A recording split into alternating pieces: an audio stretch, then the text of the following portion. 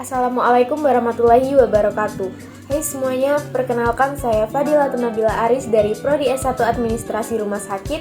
Singkat saja, di sini saya akan mempresentasikan hasil pengerjaan tugas saya dari mata kuliah Filsafat Ilmu. Langsung saja ke pertanyaan yang pertama, yaitu apa itu filsafat? Ceritakan pengalaman pribadi Anda dalam berfilsafat.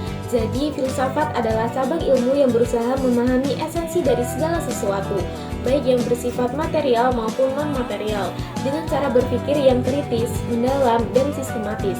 Secara etimologis, kata filsafat berasal dari bahasa Yunani, yaitu philosophia, yang berarti cinta akan kebijaksanaan. Philo artinya cinta, sophia kebijaksanaan. Dengan kata lain, filsafat adalah usaha untuk mencari pengetahuan mendalam mengenai kehidupan, realitas, dan berbagai konsep dasar seperti kebenaran, etika, dan eksistensi. Selanjutnya adalah pengalaman pribadi saya saat berfilsafat. Jadi, sebagai mahasiswa, berfilsafat seringkali terasa seperti proses yang tak terhindarkan, terutama saat menghadapi berbagai tekanan akademis, sosial, dan harapan pribadi.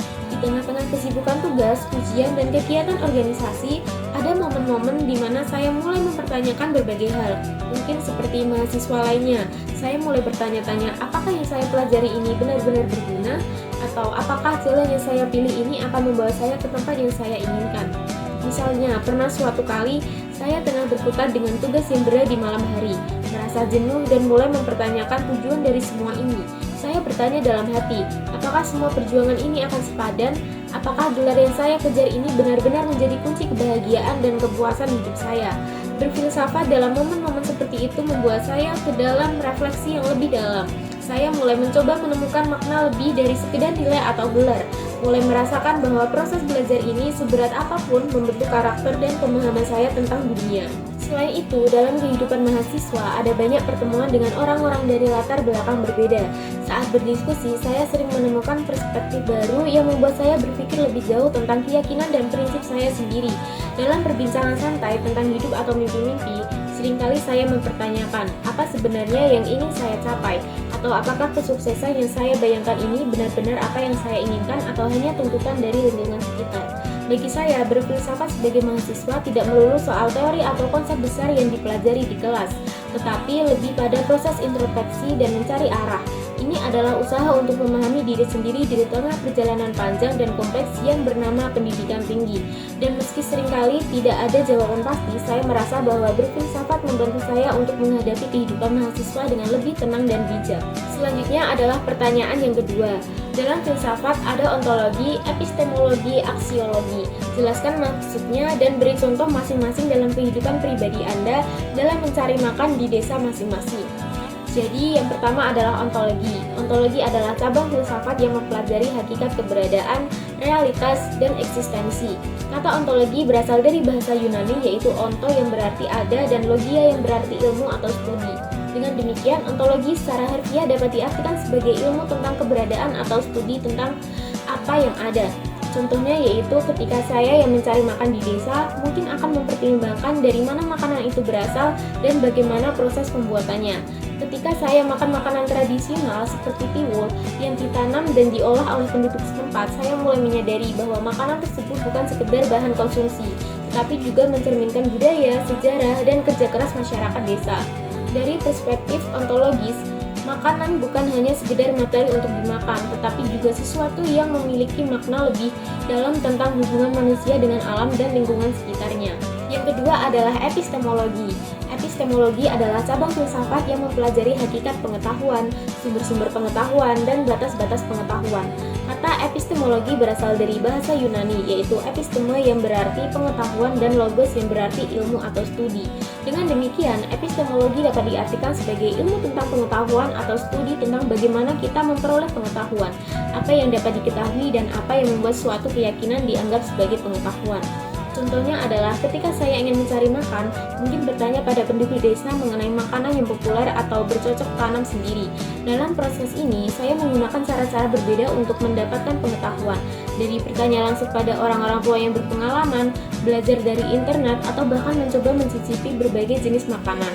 epistemologi dalam konteks ini adalah tentang bagaimana saya memahami apa yang layak dan sehat untuk dikonsumsi, serta bagaimana saya membedakan antara makanan yang sesuai dengan profesinya atau bahkan pola makan yang seimbang. Dan yang ketiga adalah aksiologi.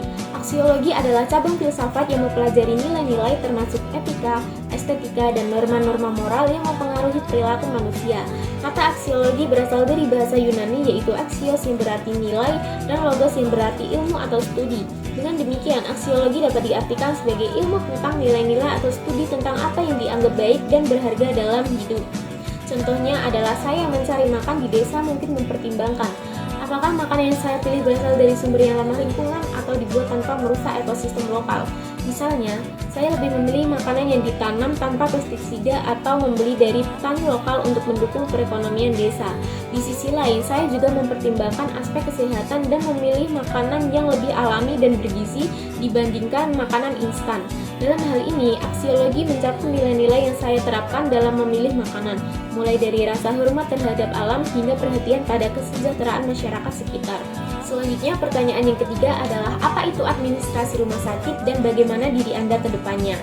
Jadi, administrasi rumah sakit adalah disiplin ilmu yang mempelajari pengelolaan dan pengorganisasian seluruh kegiatan dan sumber daya yang ada di rumah sakit untuk memberikan pelayanan kesehatan secara efektif, efisien, dan berkualitas kepada masyarakat. Bidang ini mencakup aspek manajemen yang luas seperti manajemen sumber daya manusia, keuangan, pelayanan medis, fasilitas, hingga pengelolaan informasi. Administrasi rumah sakit tidak hanya berfokus pada aspek operasional, tetapi juga pada perencanaan strategi untuk memastikan bahwa rumah sakit berjalan dengan optimal dalam memenuhi kebutuhan pasien dan adaptif terhadap perubahan di sektor kesehatan. Kemudian bagaimana diri saya ke depannya? Jadi jika saya mahasiswa memilih program studi S1 Administrasi Rumah Sakit, masa depan bisa diisi dengan berbagai peluang dan tantangan yang berhubungan dengan dunia pelayanan kesehatan. Program studi ini menawarkan keterampilan yang unik dan relevan dengan industri yang terus berkembang, terutama dalam manajemen dan organisasi layanan kesehatan. Harapan saya ke depannya sebagai mahasiswa lulusan administrasi rumah sakit adalah dapat bekerja di berbagai posisi, termasuk sebagai manajer administrasi rumah sakit, koordinator pelayanan kesehatan, analisis sistem kesehatan, atau pengelolaan data medis. Saya harap bisa bekerja di berbagai jenis institusi kesehatan seperti rumah sakit, klinik, puskesmas, lembaga pemerintah, perusahaan asuransi kesehatan, atau organisasi non-profit yang bergerak di bidang kesehatan masyarakat. Seiring bertambahnya rumah sakit dan fasilitas kesehatan lainnya, permintaan untuk profesional administrasi rumah sakit juga meningkat. Selain itu, sebagai lulusan administrasi rumah sakit, saya yakin akan memiliki kesempatan untuk langsung berkontribusi dalam peningkatan mutu pelayanan kesehatan. Ini bisa berupa peran dalam mengembangkan prosedur pelayanan yang lebih efektif, memastikan kebijakan kesehatan dijalankan dengan baik, atau memungkinkan sistem manajemen untuk mempercepat proses administrasi pasien. Semua ini berdampak langsung pada kualitas pelayanan dan pengalaman pasien di rumah sakit. Namun tentu saja, berkarir di bidang administrasi rumah sakit juga memerlukan kesiapan menghadapi tantangan. Administrasi rumah sakit seringkali melibatkan situasi yang penuh tekanan seperti menangani keluhan pasien, mengatur anggaran terbatas, atau merespon situasi darurat. Oleh karena itu, saya sebagai mahasiswa administrasi rumah sakit perlu mengembangkan ketahanan mental, kemampuan bekerja di bawah tekanan, dan sikap empati. Secara keseluruhan, kehidupan bagi seorang lulusan administrasi rumah sakit penuh dengan kesempatan untuk memberi dampak positif di bidang kesehatan. Profesi ini memungkinkan saya berkontribusi pada perbaikan kualitas pelayanan kesehatan dan membantu masyarakat mendapatkan akses yang lebih baik ke layanan kesehatan. Pertanyaan selanjutnya adalah apa itu kebenaran? Bagaimana cara mencari kebenaran terkait logika, estetika, politik, metafisika pada kehidupan Anda? Jadi dalam perkembangan pemikiran filsafat, perbincangan tentang kebenaran sudah dimulai sejak Plato yang kemudian diteruskan oleh Aristoteles. Plato melalui metode dialog membangun teori pengetahuan yang cukup lengkap sebagai teori pengetahuan yang paling awal. Sejak itulah teori pengetahuan berkembang terus untuk mendapatkan penyempurnaan sampai kini. Menurut Abbas Hamami, konsep kebenaran dapat merujuk pada posisi yang benar yang mencerminkan makna yang terkandung dalam pernyataan atau statement. Posisi ini selalu terkait dengan pemahaman manusia tentang objek yang dinyatakan, menekankan pentingnya pengetahuan manusia sebagai tolak ukur utama dalam menentukan kebenaran. Oleh karena itu, penting untuk memahami bahwa kebenaran bergantung pada kemampuan subjek untuk memahami objek yang ada. Dalam konteks ini, sumber-sumber pengetahuan memainkan peran krusial dalam menentukan kebenaran, karena mereka menjadi dasar untuk mengevaluasi kebenaran suatu informasi serta kualitasnya dalam memperjelas pemahaman tentang realitas. Yang pertama adalah logika. Logika adalah cabang filsafat yang mempelajari penalaran yang benar. Mencari kebenaran melalui logika berarti memastikan bahwa pemikiran kita konsisten dan didasarkan pada argumen yang valid. Cara mencari kebenaran dalam logika yang pertama adalah latihan dalam berpikir kritis. Saya dapat melatih berpikir kritis dalam tugas-tugas atau diskusi di kelas dengan menyusun argumen yang logis. Memahami konsep logika dasar seperti deduksi, induksi, dan silogisme dapat membantu mengevaluasi argumen secara lebih objektif. Yang kedua adalah menguji kesimpulan. Saat membuat kesimpulan atau mengambil keputusan, sebagai mahasiswa saya dapat memeriksa apakah alasan yang digunakan benar-benar mendukung kesimpulan tersebut. Misalnya ketika menyelesaikan suatu masalah dalam tugas kelompok, pastikan bahwa setiap langkah yang diambil logis dan tidak ada asumsi yang tidak teruji. Yang kedua adalah etika. Etika adalah studi tentang nilai moral dan bagaimana kita harus berperilaku. Mencari kebenaran etis dalam kehidupan mahasiswa berarti memahami apa yang baik, benar, dan adil dalam hubungan antar individu. Cara mencari kebenaran dalam etika. Yang pertama adalah merenungkan dampak tindakan. Ketika mengambil tindakan tertentu, seperti dalam proyek kelompok atau berinteraksi dengan teman, saya dapat mempertimbangkan dampak baik atau buruk yang mungkin muncul bagi diri sendiri dan orang lain. Yang kedua adalah mempelajari teori etika. Mengenal teori etika seperti utilitarianisme, deontologi, dan etika kebajikan dapat membantu saya memandang moralitas dari sudut pandang yang lebih luas dan mempertimbangkan berbagai nilai sebelum mengambil keputusan. Dan yang ketiga, menghadapi dilema moral. Saat menghadapi dilema seperti apakah harus menolong teman yang melanggar aturan atau tidak, saya dapat mencari kebenaran dengan menimbang apa yang benar secara etis berdasarkan prinsip-prinsip kejujuran, keadilan, dan rasa tanggung jawab. Dan yang ketiga adalah estetika. Estetika adalah cabang filsafat yang mempelajari keindahan dan seni. Mencari kebenaran dalam estetika berarti memahami apa yang membuat sesuatu menjadi indah atau berarti dari sudut pandang visual, pengalaman, atau ekspresi. Cara mencari kebenaran dalam estetika yang pertama adalah mengapresiasi seni dan budaya. Mengikuti kegiatan seperti UKM tari atau pameran dapat membantu saya mengembangkan pemahaman tentang estetika. Ini juga memberi wawasan tentang bagaimana keindahan didefinisikan dalam berbagai konteks. Yang kedua, refleksi pribadi.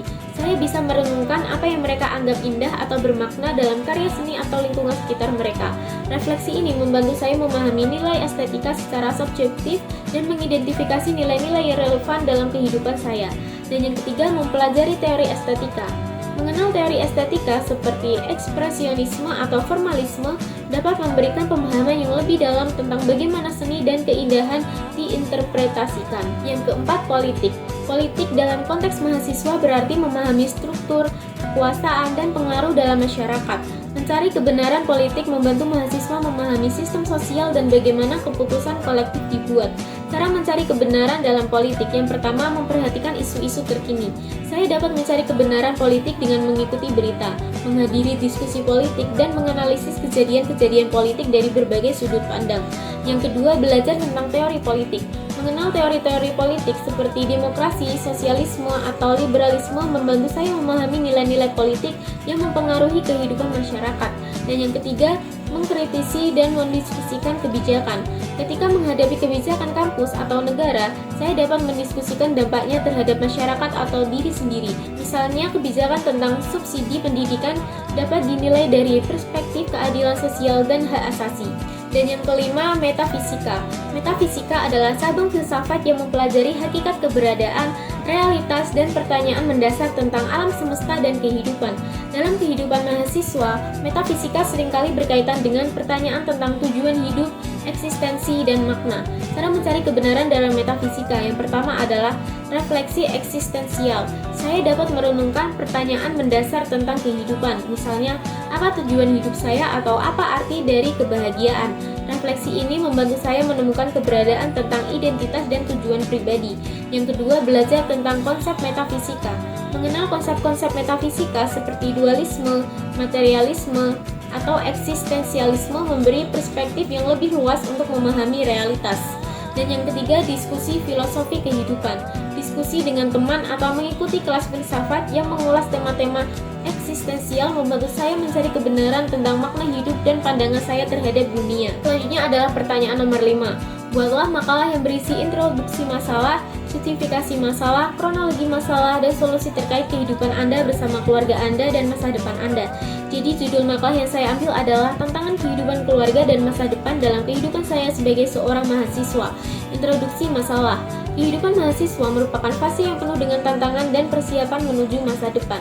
Di tengah perjalanan akademik, saya tidak hanya dihadapkan pada tuntunan studi tetapi juga tanggung jawab keluarga, finansial, serta tekanan untuk merancang masa depan karir dan kehidupan pribadi.